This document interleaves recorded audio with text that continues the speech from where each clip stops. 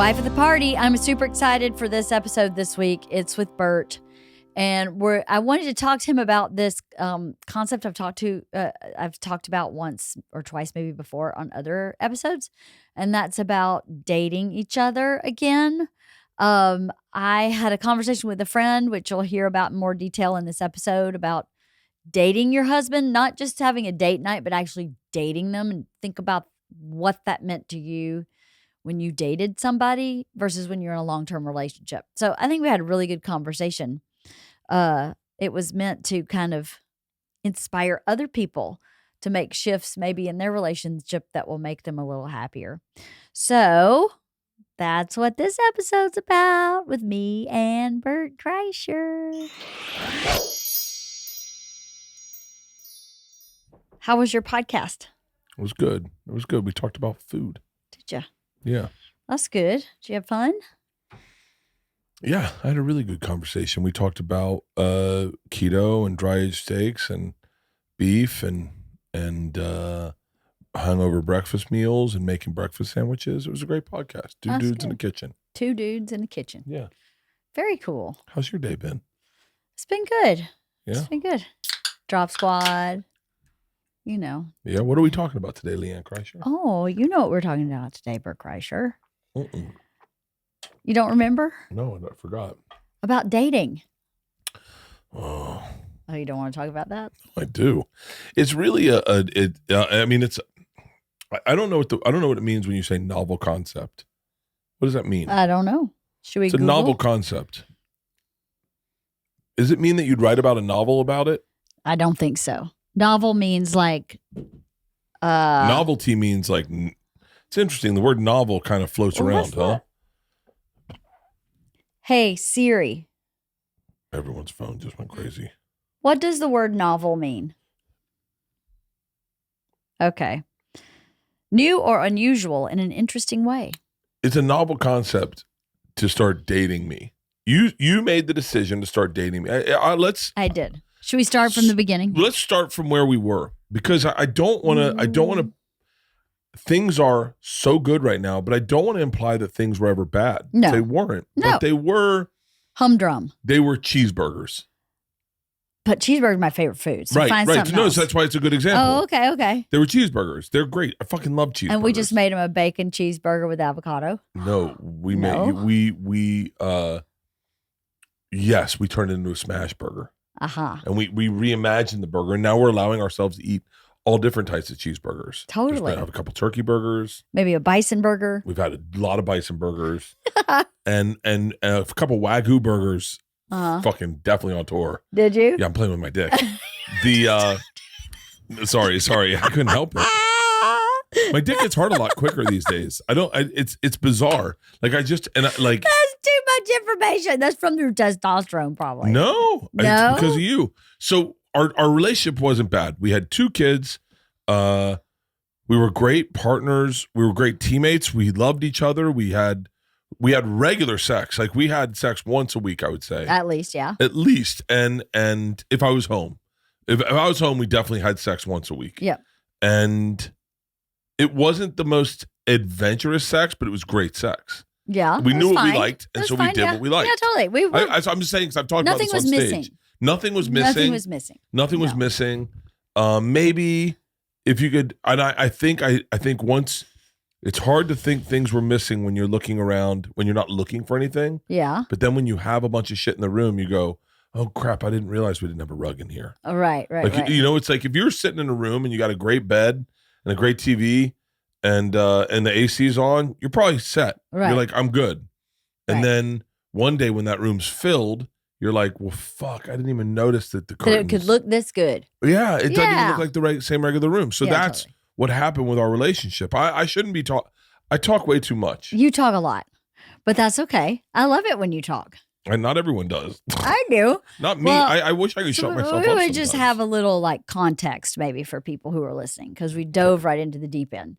So I've talked about it a little bit on a podcast before, but Shiva, when I was in Vietnam, made a very casual comment to me about how she and her husband date each other, and not a date night, but like once a month, they plan a date for the other person. So they buy tickets to a concert and have a reservation for dinner before, and they get really dressed up like they just did that. And in my brain, I went, well, we have date nights. We go, to tequila and have tacos, and It's with the girls usually. Yeah, but sometimes we would go by ourselves. Sometimes, yeah. Sometimes we'd go to dinner. We never got like dressed up. We just in what we were wearing. We would just be like, hey, let's go get something to eat. We never did stuff. Well, so then I came home from Vietnam and went, when I was dating Bert, I was a bit different in my intention, right? So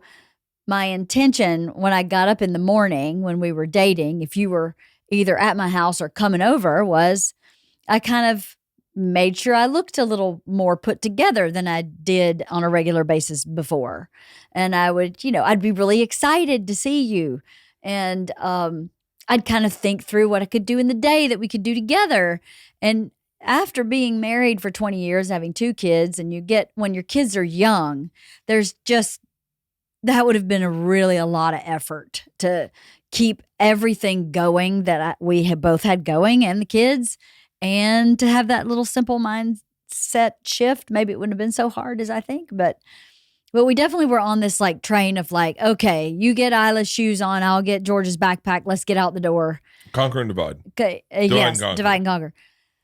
So I don't know. When Shiva said that, I thought, well, how would it make me feel if I just started actively dating Bert again? Like, what would that do to me? Would it increase my happiness 10%? Right? I'm happy already, but who wouldn't want to be 10% happier? I think there's a book called that. I think there is a book called that. Now that you mention it. That guy had a panic attack on CBS. What? That guy had a panic attack on CBS. They thought he had a stroke. Oh, really? Yeah, and then he wrote a book called 10% Happier. Oh, I don't know. I didn't know anything about that. But I was like, well, what if it makes me just a little bit happier? Wouldn't that be good if it makes my day-to-day life more fun? Wouldn't that be good if it made my day-to-day life more exciting? Yeah. It gave me something to plan or look forward to. So I tried it. And I freaking worked. It was awesome. And even like with the pool, you'd always say, hey, come get in the pool with me. I'm like, I don't want to get in the pool. I don't want to wash my hair. I want to take a shower. It's a wet bathing suit. I look like shit in a bathing suit. And then I went with this mind shift. I'm like, yeah, almost every time you ask me to get in the pool, I'm getting in the pool. Because in the past, that's what I would have done. Yeah. It's just, let's jump in the deep end. Let's go. And it makes me so much happier. Well, I don't want to make this about you because there's parts of me in this, but you, once you had kids, you really changed. I did. Like you were the person, you were the adventurous one. Mm-hmm. You were always the wild one. You had before we had kids. I would always be like, hold on, hang on. I don't know about this. This is are we sure about this? In everything we did as a relationship. And then at a certain point, it shifted into me going like, hey, come on. You're like, no. And I was like, and then I remember said, whatever happened to the girl that jumped off the rock because you jumped, because at your 30th birthday party or 31st, 32nd birthday party, you climbed out to a rock in Catalina that was like 40 feet in the air and jumped off of it. Mm-hmm. No one had tested it. No one had nothing. There's nothing. Yeah. You just jumped off a fucking rock. I did. And I was so angry because I was like, you don't like, I was like, you get like, I don't know. It's just like, you're going to get hurt. And you're like, what? Just fucking live. And then you forced me to jump off that rock. Mm-hmm. So I jumped off the rock and then I'm like. In a Speedo, but I'm such a nervous Nelly. I'm like, what about great white sharks? There's kelp out here. Like, how are we going to get in? And then one day you turn into the girl that no longer jumped off rocks. I had kids and kids did something to me where I got scared of doing that stuff because I couldn't look at that rock in Catalina and not think about how badly I could get hurt and how that would affect other people. Like before, I think I didn't worry about how stuff like that would have affected other people because you're an adult. But to have, a 2 and a 4-year-old and jump off that rock, I couldn't do it. I was like, no, I'm just It's crazy not doing because no. You shifted. Because my focus shifted. And I'm going to talk a little explicitly about this. Okay. And I That makes me nervous. Well, no, but you also sexually shifted. I did. You turned into someone who, I don't know the right way to say this, but like, and because I want to be fair about it. You didn't like, if I brought up a new idea or like a new thing, like one time we were in the old house. We had just moved in. I think we were everything was fine and everything was great. And I just said, playing around, I was like, maybe I should tie you up tonight. And you went like this, no. And I went, okay. And you're like, no, I'm just saying like, why? And I went, I don't know why. I was just suggesting. And you're like, no, why would you even bring that up? And I went, no. And you're like, do you need that? And it was like such an accusatory conversation that I was like, note to self, never bring up any new sexual ideas around her because she is not that person. But in a weird way, you 100% were. You 100% were in the past. And so I was like, okay, fine. And then you and you do this sometimes where you'll not snap, but you'll jump. You'll jump, respond again, hear yourself and go, no, I'm just saying, like, why are you asking about that? Yeah, yeah. And then I said, well, no, I'm just saying, like, I don't know. I want to make sure you're happy. And if there's something, and you go, tying me up is going to make me happy. And I went, no, I'm just saying. She's like, do you? And like, it turned into such a weird conversation that I was like, never mind. I was like, never mind. I get it. But I resigned to the fact that like, that we were both happy, that I didn't need crazy stuff to make myself happy, that just having sex with you was happy for me. And we had great sex. Yeah, yeah. And then nothing was wrong. Nothing was wrong. No, nothing was wrong. I think what happened when I had kids, I think several things happened for me when I had kids. One was, I think, delivering Georgia was very traumatic. It was a very difficult delivery. I don't know if you remember, but I like pushed for 3 hours. They botched my epidural. So I vomited every time I pushed. The cable went out once. The cable, shut up. That was tough. No, it was really bad. Uncle Buck to work on the VCR, and then it did. And no, I remember. It was really traumatic. Yes, hard. I think that happened, and then just it's been proven that if you have any kind of sexual trauma, which I had a date rape, when you have a baby, it can sometimes trigger that trauma, and I think that happened to me, and I think I had a mom who was very sexual. And I was not going to be that mom. And I think I maybe course corrected a little too much because I would never be walked in on. I would never, because I walked in on my mom and having sex with like the neighbor. It's different probably when it's your dad. Yeah. But with like, oh, it's the neighbor and they were just having a romp. And as an adult, I get it. But I remember what that felt like as a child.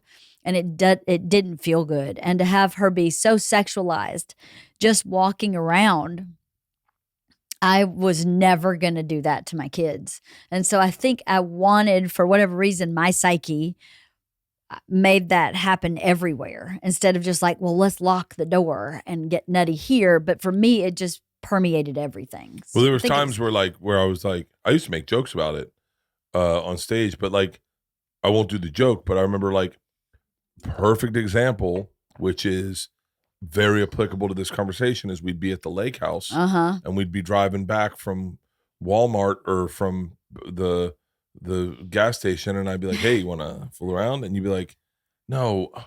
And you'd just be annoyed at me. And so I was always the antagonist, and I had to be a gentle antagonist because, and then I got to a point where I stopped hitting on you. Yeah. So I was like, well, I'm not going to hit on her if I'm not going to get, I'm not going to get shot down by my wife, because I'll just say like, it is now the time. And then you go, yeah. And then I go, okay, cool. Then let's do it now.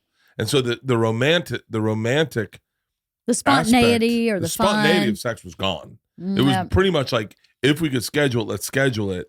I don't want to fuck up your schedule. I know you're busy and I know that I'm busy, but like, let's figure it out. And then Shiva happened. But more importantly, and I've told this story to someone else. I don't know who I told this story to. But the Shiva happened, and then I went on tour in Australia, and I went on to promote the movie, and I was in New York and in Miami, and so I was gone for like a solid 2 months while you're making the decision to date your husband. I'm not accessible, and I haven't changed, so I'm calling you sporadically as a partner, but I'm not like hey, I'm not trying to fill your needs. I'm just going like, I'm busy as fuck. What's up? How are the girls? Everything okay? Cool. Yeah. Listen, we're getting on a plane to Miami. No, but there were some pockets in there where we had a couple dates. Not really, but In here's May. the one. Here's the one that changed everything. Oh yeah, is this the one that changed everything? Yeah, without a doubt. Is I had a press junket, and I had a spot at the store, and you said, I'll go to the store with you. I'm gonna walk you down how because I think it's important for anyone listening who's thinking, we're in this place. Me and my partner are fine. We're not bad. Nothing's wrong. But I would love this. I would love a breath of fresh air in it. It's just a simple paradigm shift, really. Yeah. It's not that deep. And if you're thinking about this, I'm going to walk you through what happened and how things happened so that maybe you can see it and maybe you can try to apply it in your life. We went to the Saddle Ranch for dinner. Yep. And we got done. We had just a regular dinner. We talked about the kids, and wasn't like a crazy dinner. No. Saddle Ranch is right next to the Comedy Store, and it's one of my favorite places in the world, but it's very young and hip for kids, and and like we're like two fucking old feet there. And then we get ready to drive home. You're driving home. I had drinks. I go into the bathroom, and you come out of the bathroom, and you're like, "Oh my God, a boy and a girl walked into the girls' bathroom." I said, "Yeah." She's like, "What do you think they were doing?" I did not say that. I said, they're going to go fuck in the stall. They're going to go fuck in the stall. And I said, "Yeah." And you're like, "Can you believe that?" And I went, "Yeah, we used to be those people." And you're like, "What?" No, you are so telling this like you're the hero. And that is not how that happened. Hold on. That is not how that happened. Okay, how did it happen? I came out and went, I said, they just went in there. A girl walked in. They just went in there, going to fuck in the stall. And you were like, "Yeah? Really?" And I went, "Yeah." I did say that used to be us. And you went, and I go, "They're young." But I didn't say it I didn't say it shitty, and I didn't say it accusatory. I just said it matter of factly, like, yeah, they're fucking kids. That's what kids do. Mm-hmm. Like, we used to be kids, but not like we used to be kids. I literally said, yeah, like I had no interest in fucking in that stall, but I was like, yeah, we used to do that. That's what kids do. We get in the car, we listen, we drive over the hill, we pull into our fucking house, and you pull a little under the carport, put it in park, and then proceed to get naked, fuck in the bathroom stall, and jump on me, and we have sex in the car. It catches me totally off guard. It was really fun. It was an understatement. It was really fun. It was like, so that when you die on your deathbed, I'm certain that at one point you'll think about having sex one last time, but you won't be able to because you'll be on your deathbed. Yeah. So I'm certain your mind pivots and you think about the best sex you've ever had. Uh-huh. That is going to be in the top 5. Yeah. That is without a doubt going to be in the top 5. And I've told a number of people about that one story because it's awesome. It was so out of character for you. But it wasn't. It was who I was before I had kids. Yes. Right. Before I had kids, we would do shit like that all the time. So then all of a sudden, that LeeAnn shows up every fucking day. I think that's right. Like every day, that LeeAnn's there. And I'm like, now here's the thing I warn to anyone that wants to transition is that I had a little bit of a battered wife syndrome because I was like, I didn't trust it. I was like, what's going on? Like, hang on. But I explained to you what I was doing. You told me, but I told you. After after 19 years of this not happening this way, part of me is like, I don't want to lose it, but I don't trust it. Like, I don't trust it. Yeah. I just didn't know how to react to it. Mm-hmm. And I was like, okay, hold on. Sure. This is okay. And then there would be regressions, like subtle regressions. The feather is a regression. Do you remember? Hang on. Do you remember how the feather started? Yeah, it was at Shutters. So I don't know that was a regression. I'm telling too much. By the way, tell me to shut up. Tell me to shut up. I don't know how that was a regression. So we go to Shutters. Uh-huh. We're doing some more stuff. Mhm. I was going to work out with Arnold the next day. Yes. So we go to Shutters. We have a few drinks. Go up to the room, and they have a play kit for him and her or whatever. Yeah. And I pull it out and I go, "Hey, they have a feather." I said, "Should we use it?"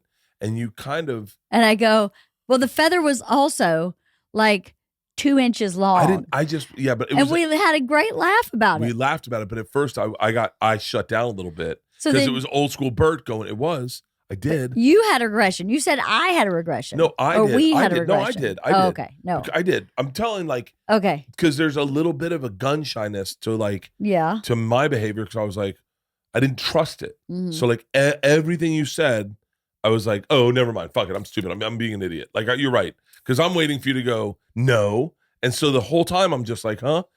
And then it slowly progressed into,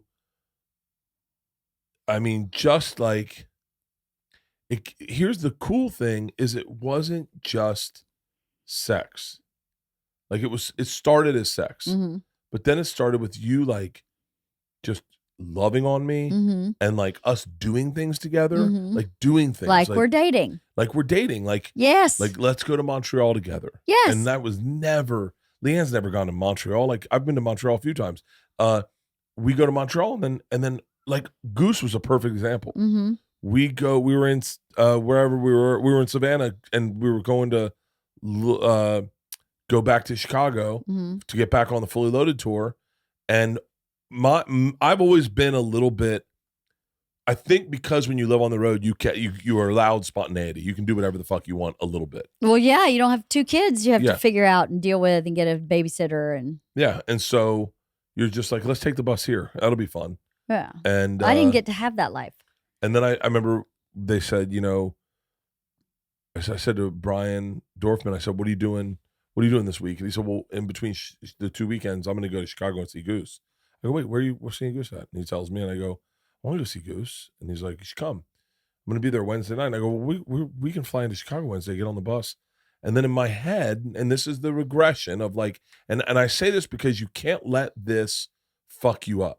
Right. As you're making this. As you're making the shift, Yeah. don't allow It's good advice. your old behaviors to dictate your new behaviors. Or your partner's old behaviors to dictate your reactions to the new behavior. Don't allow past experience to dictate your future. Uh-huh. So I said, well, never mind, I can't go. And he was like, what? And I was like, I got the girls with me. I'm just going to get just going back to and then LeeAnn just goes, wait, I want to see Goose. I go, it's in Chicago. And she's like, can't we fly into Chicago when they get to Traverse City? And I was like, well, yeah, we could have the bus meet us. And she goes, let's do that. I'm like, hold on. Who am I talking? And then we got there and then that day me and you walked to a dispensary. And then I'm like, who is this person? We hung out all day. We went shopping and we looked at clothes and we just bullshit, window shopping, not even hardcore shopping. The girls went and did their thing. They went to the lake, Michigan or whatever. And we went and we walked around for 2 hours, went to a dispensary, got some weed, came back, had a few cold beers, went and saw Goose. We danced, we had a blast, and then got on the bus and we headed to Traverse City. And I'm just the whole time I'm like, what is happening? I kept saying, what is happening? And I didn't trust it. Mm-hmm. I didn't trust it because I was like, is this a trick? You know what it brought up in me? What? It brought up past relationships where I'd been cheated on. Oh, and you thought I was covering something up. Yeah, because that's how being people nice? behave when they cheat. No, but the difference, and I know that you know this, but when I decided to do this, I told you what I was doing. Yeah. I explained to you my conversation with Shiva and then said how I was going to start applying it to our life, to my life, and subsequently to your life. So I was very upfront about it. It wasn't sneaky or covert in any way. It was I'm going to make a shift for myself. And I knew it would positively affect you because when you're first dating somebody, if you just break down your own behaviors when you're first dating somebody, and how are they different than you're behaving with the person you're married to, right? After a certain point of time, you get really relaxed or you get really lazy or you take for granted certain things. And I think that's very natural and normal. It's not like it's abnormal to take for granted that, I don't know, she's going to put her shoe in the shoe basket or something stupid. But after a point in time, when I started thinking about the ways that I would approach even just my day when we were dating, before I would approach my day with, I got all this shit to do, so much shit to do. So since this mind shift, I've started approaching my day with, well, what does he have to do? And when in that day can we just make a 5-minute connection? Whereas before I just want to get through the day. I think you get in that habit, especially when you have kids when they're smaller, of just getting through the day.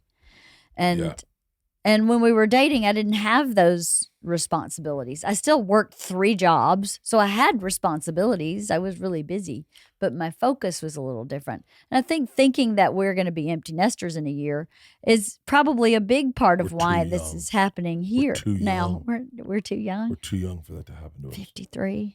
You're not too young. I'm too young. No, I feel like. Does that make sense? Yeah, it makes total sense. And I think that. I mean, you were different when we dated than you are now, even. Well, yeah. I didn't do anything. I was fucking. What do you mean? Shiftless.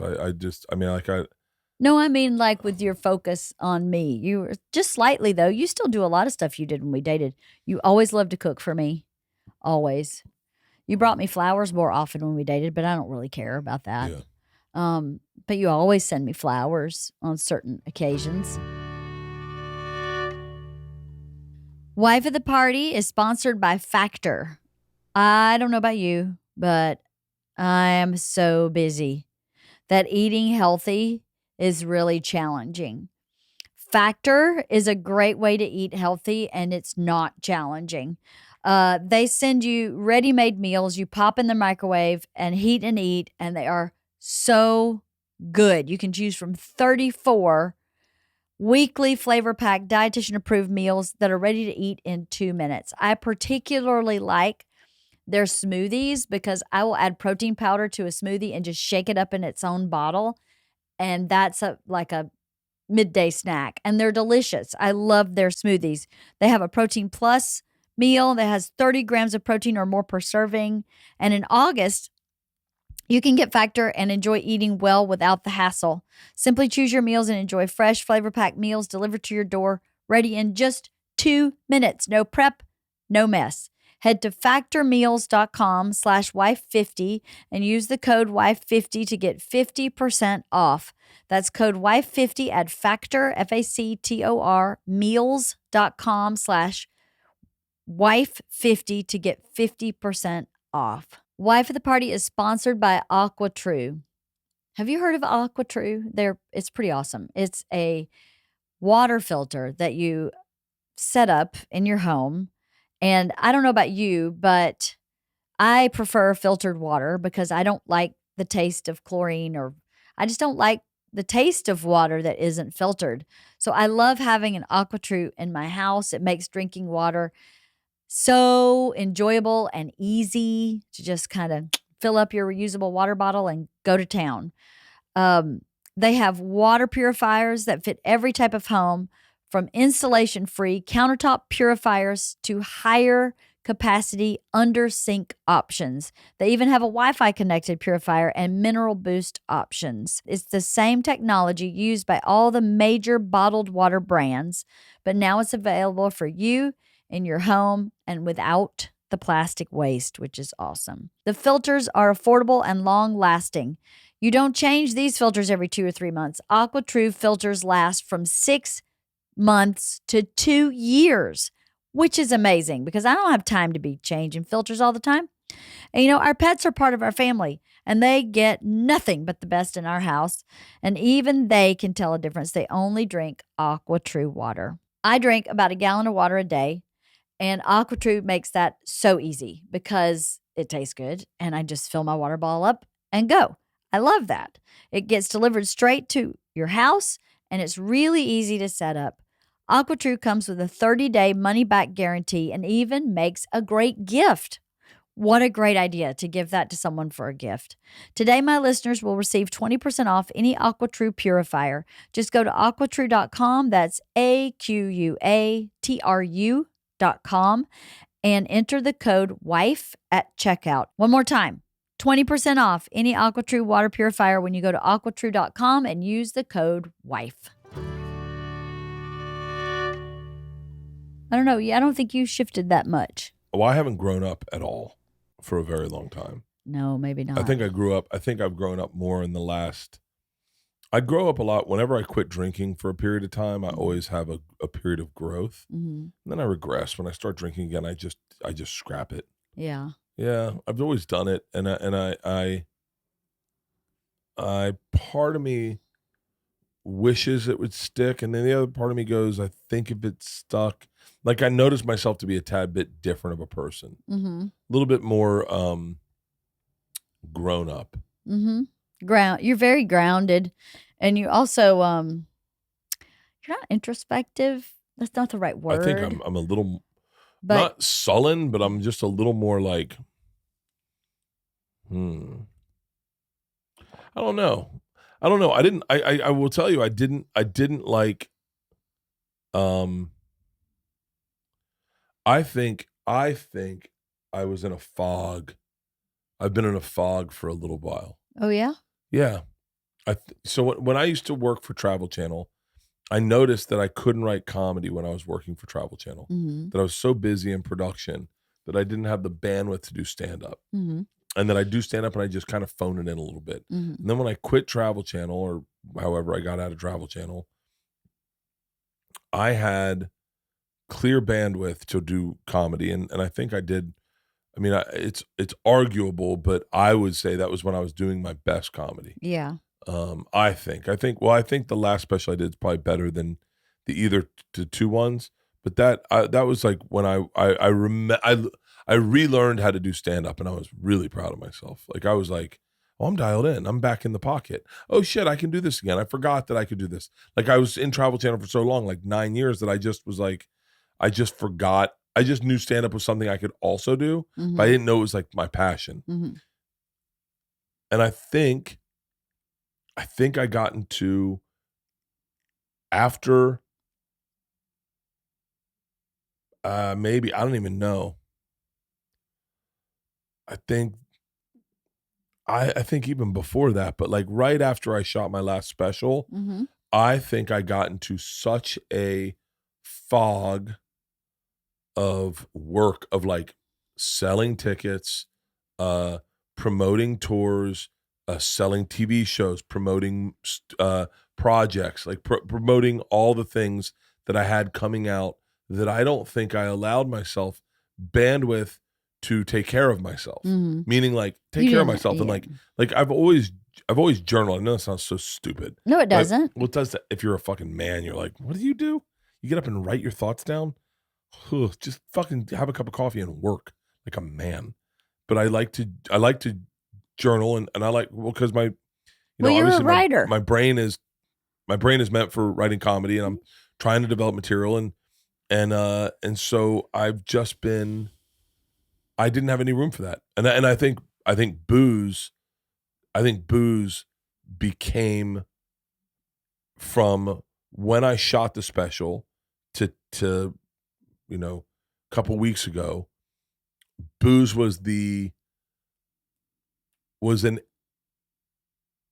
angle I thought that was making me creative. When it wasn't. It was just allowing me to decompress from the stress. Yeah. And I thought it was allowing me the room to be creative. I remember I never drank when I went to the store. Like I would drink at the store, but never like before a show. And I got to the store not last time I was at the store. I've been to the store recently a couple times, stone sober, but like I would get to the store and I would just go to the bar and have a drink, and then I'd have a drink before my main room show, and I'd have a drink before my OR show, and then I'd have a drink before my belly room show, and then I'd leave in the bag and be like, fuck, that was a great night. Yeah. No room for creativity. Right. No room for creativity. Right. But I thought booze was the conduit to creativity. And then And same with, and I'll say this very candidly, with Two Bears, I was so busy. It's I was telling Tom and I had a talk about this. I was so busy, especially even when, I mean, it's so much to add traveling into Austin onto your calendar when you're touring, though, as much as I was touring. Yeah. And then to go and know that out of a month, you've got maybe 1 week off. I often didn't have the 1 week off. But one of those weeks, you'd go on the road Thursday, you'd fly Monday to Austin, be there Tuesday, Wednesday, fly back on the road Thursday. So for one full 2 week chunk, you were going to be on the road. Yeah. Gone. You weren't coming home. Yeah. And I just know I wasn't writing any fucking jokes. Yeah. I just wasn't writing any jokes. You didn't have any space for it. I didn't have any space for it. And so, and I was getting by, like I had, for the majority of that, for the whole, I think, arena tour we did in March, whatever, in January, February, March, it was all, I could use the material from the special, so it was great shows. Right. Because no one had seen it yet. Right. But I was developing during that, so I was writing in that because I knew that I needed new material for Australia and stuff. But yeah, and so I don't know how we got on this. What are we talking about? I don't know either. But anyway, I feel like I was in a cloud for a long time. I felt like I was in a cloud of just haze. Oh, so maybe we can relate it to maybe a little bit how I was feeling parenting so long for so many years, where it just never, parenting never stops, but parenting when you're out of town is full tilt boogie all the time. And I never had the space like you described of being spontaneous. Not really to go, fuck it, let's go to the Russian spa today or whatever you decided to do on the road. You had those times where you had absolute freedom. Compared to being at home and having drop off and pick up and dinner and groceries and dogs and cats and litter box and vet appointments and doctor's appointments and dentist, and it just never stopped. It's very hard that act of spontaneity, I think, takes a little bit of practice or a little bit of space, right? It takes practice. And a little space. Well, you need the space to be spontaneous. Yes, and I don't think I had it. You got to trust in the spontaneity. You got to trust in the let's just try it out. But you used to do you would do little things like your fun thing was like signature cocktail. Yes. And then we'd have like a signature cocktail. We had this little machine that you could make signature cocktails, and it was fun. It was goofy. Yeah. But like, you definitely were like towards the end of, especially just recently, we were like, yo, let's go to Montreal. And you're like, yeah. And then I was like, I want to go see Widespread. And you're like, let's go. Yeah. And that was like crazy. And then all of a sudden we got offered to go to this jazz festival. And you're like, I want to go to the jazz festival. Like, you stepped forward with it. Yeah. But it takes one person. Like, I'm doing this as someone listening to the podcast who's in a relationship when they're happy and they're going, but how do I add this? How do I add this? And I think the simple fix is you got to want to. That's right. You got to want to. You got to do it as a team, because you have all these ideas like widespread panic, but I have come to the table with ideas also. So I would be angry if I was always the person that brought the ideas over long term. I'd be like, well, then fuck, why am I carrying this? Why can't he carry the other half? Jeremy and Shiva do it in a very calculated way, where they do every other month. And every other month, they plan something for the other, the other person's out of the planning, and they plan it, and the other person just shows up for a date. And so that's one way to do it. You don't have to do it where you're just like free-flowing spontaneity comes when it comes, and that's the way it works. They also work in LA like 9-to-5-esque type jobs, so they can do it in a more kind of regulated way. And they've got older children than us. Well, their youngest is Isla's age. No, but I think this is something that comes upon someone once they've had one kid leave. Perhaps. They had one, but they've been doing this. They decided when they had their oldest daughter to do this, and they've been doing this their entire marriage. So they were dating before they had kids, obviously, and then got married and continued dating while you're married. Because Let's talk about the like. I'm only thinking of this is like someone's listening to this right now, going like, I want to add this to my marriage. yeah, I think the base of it is that you have to really have fun with your partner already. Like we always had fun together. Even in our like everything's fine, we still had fun, and our relationship started with having a lot of fun together. I mean, we Yeah. used to play Scrabble and eat pizza because we didn't have any money, and that was really fun. So it's easy, I think, or it was easy for us to reconnect to that ability to have fun with each other.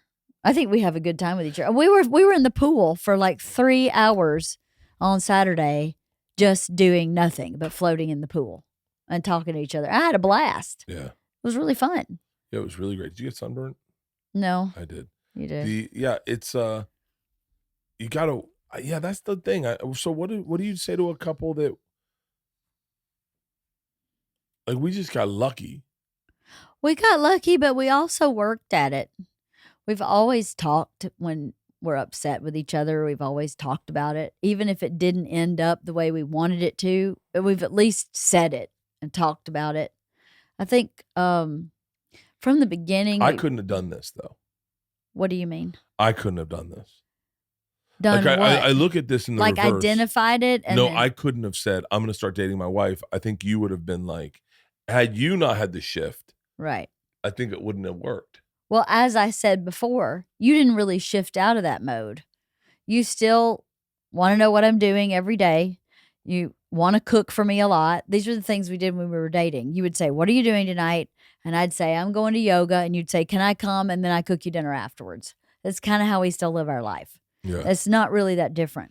Yeah, I didn't shift too much. No, you But I'm didn't. wondering, like, so I'm trying to think of like this dude is listening to this podcast. Yeah, how's he do it? And he's like, yo, I want to have better sex with my wife. It's like that's the other thing is like, well, that wasn't really my goal. But he can't. That is the thing that is. That's the side effect of the goal. Me is that we have, it's. I mean, but that's the side effect of the goal. That's the thing. I don't think you message it like, oh, you want to have better sex with your wife? Here's how you do it. You date her. That's a backdoor way of getting. Yeah, but that's not what I did. What I said was, I want to start dating you again, and that's a very big picture idea. Sex is just part of that. Yeah. And our sex is better, and I'm having more fun. Fuck sex, right?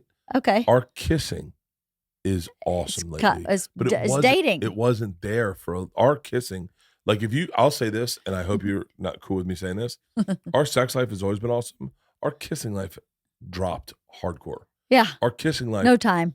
Like there was no kissing involved. Uh-huh. Like it was like. Mwah, love ya. Yeah. And all of a sudden we are kissing. Yeah. Like we're high schoolers. Yeah. And kissing is fun as shit. It is fun. It's very fun. But I remember trying to get you to kiss. And you would be like, okay, all right, okay. Well, I think for a long time, I felt like kissing 99% of the time led to you wanting to have sex. Like there was no middle. I couldn't just kiss and be like, okay, see ya. That wasn't what I felt was happening. Like if the kissing started, you were like, okay. Well, you know what it's like? The bottom brain's like Diet awake. Coke and keto. I don't know what that means. So they tell you not to drink Diet Coke while you're in ketosis because it'll trigger your brain to go, I want some sweet shit. Yeah. And you go, well, then now the fucking floodgates are open. Yeah. Now your brain's like, I need sweet shit. Yeah, that's right. And so you looked at like kissing as the Diet Coke. You're like, don't give him Diet Coke because he's gonna want the sweet shit. Yep. He's in ketosis. I don't want the sweet shit. I just want the kiss. Yeah. And then so I was like, well, then I just won't get the kiss. We'll just forget the kiss because I can't do the sweet shit every time I kiss him. And I think for a while, you would have definitely wanted the sweet shit every time I still want the sweet shit. No, not so much. I was thinking, what time do you have to go pick up Isla? The tour bus is out front. Oh, shut up. What time do you have to pick her up for real? I have to leave in about 20 minutes. Okay.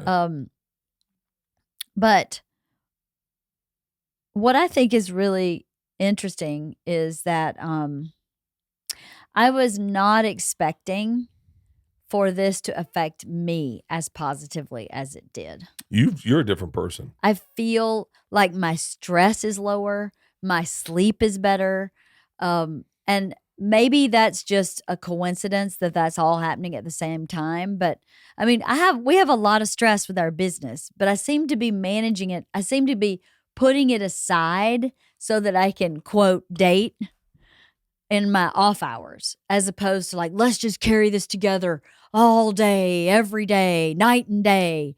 It just made me go, no, just put that down, because I wouldn't talk. If I was dating Bert and I came home with job complaints, I wouldn't talk to him about it.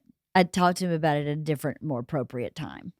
So Your playfulness has been, you're very playful. I'm so much happier, I think. And I was never unhappy, right? I was never unhappy. So wait, like I want once again, I go to the person listening going, I want this, right? Because I will tell you, if you're listening, you want this. It's so. Well, I'll tell you this, which is really cool, which is why I wanted to talk to you about it. I went to dinner with 3 girlfriends the other night, 3 moms of kids in Isla's grade. And I told them this concept, and all 3 of them were like, oh, that's amazing. So they've been texting me since I explained to them what I was doing. Like, one mom was like, I just spontaneously showed up at my husband's office and said, let's go get some froyo. And we went and got froyo. That's so cool. And that's a date. That's a date. The date doesn't have to be like concert tickets, a dinner. Oh, that was one of the things we did. We did that once. Yes. You just go get ice cream. But concert tickets, that's a cool fucking thing. Let me tell you, and I don't know how applicable this is in everywhere, but I know it happens in LA. In LA, we have cool shows going on every single night. Yeah. And one night we got tickets to Dwight Yoakam and Emmylou Harris. And we just left the office at like 5. And here's the other thing that was cool. We were like, if we're late, we're late. Who cares? Who cares? We're going to have dinner there, and we're going to have some drinks. Right. And we're going to watch some awesome music for as long as we want. Yep. And maybe we'll leave early. We'll leave early when we're ready. It doesn't have to be. And it was a cool fucking date, and it was fun, and I felt like a grown-up. I know, right? Well, I have something to say about that, but let me finish what I was talking about my mom friends. So this one mom friend just did this spontaneous date with her husband. One of them was talking about it being her anniversary, and I had talked about how I bought lingerie for us, and she was like, you know what? I haven't thought about that in years. It's our anniversary. Why not just go? You could go to freaking Target and buy sexy underwear. You don't have to go to like Nordstrom. You can go somewhere simple. And then the other mom said to me, when you put it like that, I feel so bad for my husband. He's so in love with me. And I haven't really, all I've been doing is paying attention to our kids in our house. And I really do need to pay attention. So yesterday, she sent me a list of the things that she has either planned or has already done since our dinner. And she's like, I cannot believe how happy this makes my husband. It makes my husband so happy. Really? And if you're really married. That are fucking this up, kind of. Well, I think it's women that get in the place of, no, well, I didn't go to dinner with a bunch of men and say this to men. My only conversations have been with women. So I don't know how men are doing or not doing. But I think lesson learned a little bit is that women are managing so many things, right? That men don't tend to manage as much. Women are managing their children, the doctor's appointments, the dentist, who's the pool guy, what's going on in your house, your groceries, your meals, they work a job. There's just so many areas. Not that men don't have that, but I think women manage that differently. And one of my earlier podcasts when we talked about sex with women, and I talked about it with 2 women, and then I talked about it with 2 men, and I had them rank in importance, what things in their life where sex fell, like 1 to 10. The women, it was 8. And the men, it was like number 2. So like our perspective. Wait, I'm confused. The women wanted sex more? No, like number 1 is the most important thing. Oh. I would do 1. It's so funny that women did the scale that way. I would go 1 is least important, 10 is most important. Well, number 1 is like, what is your number 1 thing I must have? Sex. And then exactly. And the men were like number 2. And so I was like, wow. Money's first. We approach our lives from this, like what's important and what's not It's important. amazing we have sex with women at all. It's crazy We because should be fucking each other. right? No, men should fuck each other. Totally. It would help us Because out one and so two much. are money and sex, then we could just kill those two birds with one stone. Exactly. Get some dude that's into us. And we'd be so relieved. Yeah, we can take care of 1 through 7. I think I date like a more manly, masculine man. You think not so? hairy? Another bear? No, not as hairy as Tom. But like, I'd go if I could find my amount of hair. My amount of hair is perfect. But no, it's. But I had another thought, and it was I wanted to comment on what you said before, and I don't remember what it was. I said, when I said, let me go back to the girlfriends. Halston, what was I talking about? You said so. It's women who's fucking this up. And no, then before she that. Said, no, when I said I wanted to comment on what you just said, but I want to go back and finish what I'm talking about the girlfriend. Yeah, before the 1 through 10. Yeah, it was that before that. Oh, it was so good too. It was something I kept reminding myself to bring up. One thing I know that women, all this is not it. So if you find it, Halston, let me know. One thing I think women, from my generation at least, we're supposed to kind of be super self-sufficient, right? And I know there's been times in our marriage where you say, I don't know what to do for you because you don't need anything. Mm-mm. And I think a lot of women get into that place of, oh, I remember what it is now. I remember getting into that place of not needing anything because you're so self-sufficient. And I think it is important to let your partner feel really needed. And dating is part of that, you know. I think coming to you and needing a hug or needing a kiss or needing a cuddle or needing to go have fun is something that's fulfilling for you in a way that I didn't really understand, I don't think, before. But I forgot it again. Jesus Christ, LeeAnn. Oh, I remember. I got it.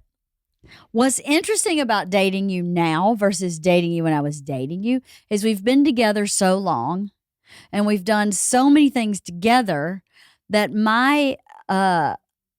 I know you so well and I'm so safe with you that we can have conversations I feel like we maybe didn't have. I don't know if we couldn't have had them, but we didn't have when we were dating. Like when I bought the lingerie and I put the lingerie on for you in that hotel room and you went, that doesn't really do it for me. What does it for me is if I knew you had that on all night. And then I would go, oh, I can't wait for this dinner to be over because I get to have that later. And I went, oh my God, I have no idea. I just thought I put something sexy on and you're like, let's do this. And I thought that's such a great thing to learn. But I don't know that maybe you would have, but maybe people listening, the juxtaposition of dating in the beginning versus dating now as a married couple who's been together forever and raised 2 kids and bought houses and been through health stuff. And there's a freedom of communication where you can say, I like that, I don't like that, and not worry about hurting someone's feelings. Lingerie is like the cross joint. You know those joints that are a form of a cross? No. That Joey gave us a bunch. It's like, I guess it's cool, but ultimately it doesn't, like, you're like, I just need the weed inside it. So like, I don't know how you can present it. Or like Dan Aykroyd's Skull Vodka. Yeah. You're like, yeah, I'm paying an upgrade on this skull when I just want the vodka inside it. Like I don't actually, and lingerie for me should be the tease. It should be the thing that I know you have on all night that I can barely see. Like my favorite outfit you've ever worn, ever, probably ever, was the one to the Montreal.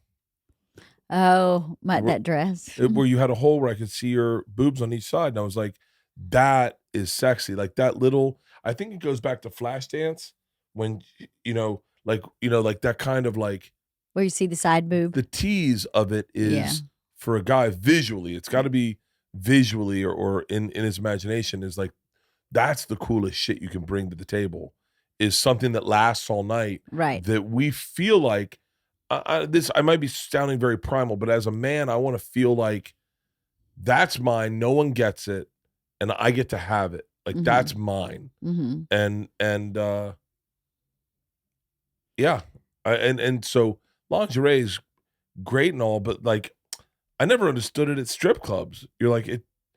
It's in the way. Get it out of the you're way. Like, it's like they put on like they come out in like sexy lingerie, and you're like, all right, now I know you're taking off, so take it off. Well, my comment wasn't about the lingerie. No, but that's a great. My comment was about, I love what you said, Mhm. but my comment was about the ability to talk about what you like and don't like or want to do or don't want to do. Our ability to talk about that has escalated within this last month, 2 months, exponentially. Mm-hmm. Exponentially. And so much so that like I think I it's funny, I haven't really looked at porn lately, and the only porn I have looked at is more informational based. It's more informational. Like because I want to make you happier. Like I want like how to's. Yeah. Yeah. Dead serious. Because well, our old stuff was like pretty steak and potatoes. Like it was vanilla. It was, but yeah, but vanilla's a great flavor. I love vanilla. Yeah, I love vanilla. I love vanilla. I love vanilla. I would argue vanilla is the best flavor there is. Yeah. Chocolate is pedestrian until they go hardcore, and then you have God. I want chocolate now. Fuck, I'm on keto, and now I should never have talked about chocolate. But vanilla's great. But vanilla's also great when you start putting stuff in it, like strawberries, whipped cream. You spice up vanilla a little bit. No. Yeah. No. The interesting thing to me is it's made my relationship feel young. Yeah. Where when you talk about being an empty nester and the kids leaving the house and what are we going to do? And I remember telling someone the other day, you were like, should we go through all the Oscar movies? And I was like, oh, fuck. What was the conversation we got in with my parents? And I was like, and they were like, Dad just got out of the pool. And I just got out of the pool. Yep. And I was like, fuck, we're mirroring my parents' life, which I don't mind. They seem to have a happy life, but I still want to be young. Yeah. I still want to do young people shit. Yeah. My hard thing is I look at longevity. So I sat with a guy recently who was 70 years old, and he had been drinking the majority of his life. And he just didn't look spry. Mm-hmm. He didn't look alive. Mm-hmm. And I thought, oh, I don't want that to be me, but I drink as much as, if not more than this guy my entire life. How do I find a middle ground of spryness, yet spontaneity, yet getting the thing you want? Like I want to be alive. I want to feel alive. Do you remember, did I ever tell you the time that I had my cardiologist took me to the waiting room? My cardiologist assistant took me to the waiting room. No. And said, I just want you to know, all these people in here never knew when to stop partying. Oh. And I went, what? She goes, that is what. And so like, I want to find a way, I really do want to find a way to measure it more. Like to really, truly measure it more, where I enjoy my nights. Like the cruise, I want to go fucking hard in the paint on the cruise. You do? Yeah, fuck yeah. I want to have a blast. Cruises are a blast, but sober cruises suck. Yeah. So I want to party on the cruise, right? I probably want to party. I mean, I don't need to party at Red Rocks. Like ultimately I'm doing a show, Mm-hmm. but I'd like to, and I can always smoke weed, and I will enjoy the show way much more smoking weed at Goose, the following night. I'll enjoy it so much more. It'll be so much more enjoyable. But I want to find a way to, I really want to find a way to measure it. Like, I wish there was like a thing you could unlock that would allow you to drink. Like, like you had to get there, like you had to, No, I don't understand what you mean. A thing you could unlock. I talked to Tom today. I said, could you quit drinking forever? And he goes, easily. I said, really? He goes, I would never miss it. And I went, for real? He goes, yeah, I don't really give a fuck about alcohol. I said, what about weed? He goes, never again. I said, well, wait, you don't need anything? And he was like, no. I was like, well, that's an interesting place to live. Because I don't need nicotine. But then if you ask someone in the middle of nicotine, could you do life without cigarettes? They're like, well, hold on, what am I supposed to do in the mornings? Right. Like how do I, you know? I would not enjoy life without coffee. Could I do it? Yeah. But I love the ritual of coffee. I love drinking coffee. I love coffee. That's the one thing that I would really miss if someone said, "Oh, you can't have that again." Okay. Sugar, probably. Any kind of sugar or dessert. Could you do life without sex? No, I don't think so. Could you? Come on. I mean, I've done it before, but Well, I've done it before too. no, but I've done it long stretches. Uh-huh. I've done it so long that You weren't sure it worked when I had anymore? sex with you for the first time, I felt awkward that someone else was in the room when I had an orgasm. I was like, I don't normally do this with people. Right? That's funny. But yeah, like, I don't know. Like, I think about, like, because I'm thinking about what's a life without carbs look like?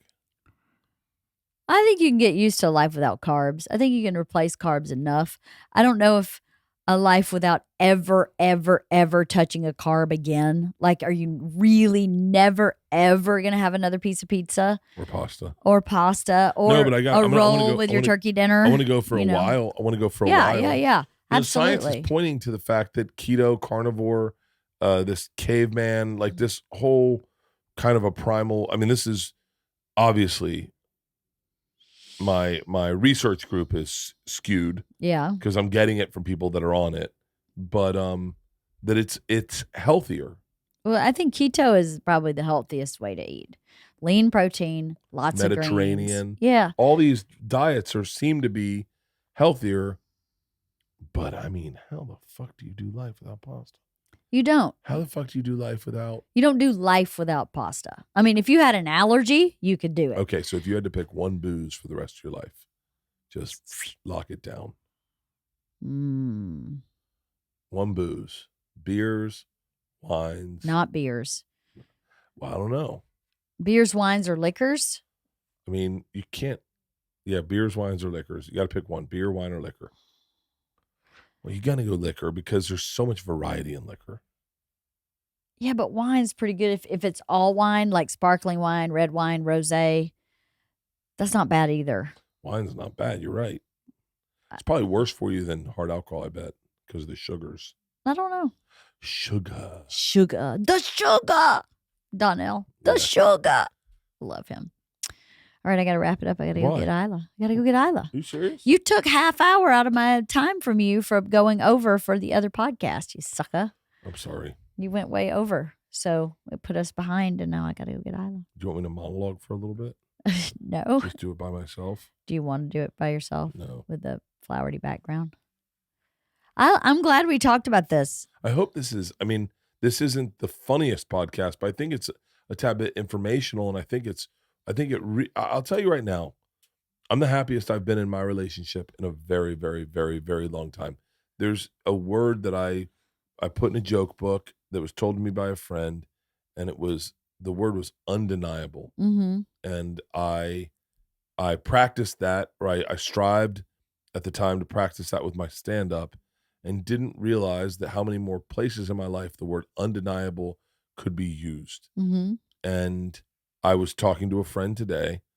We were talking about a video someone posted that this person had seen, and he was telling me about how they were calling me a fat fuck. And I said, easy. And he said, well, that's the point.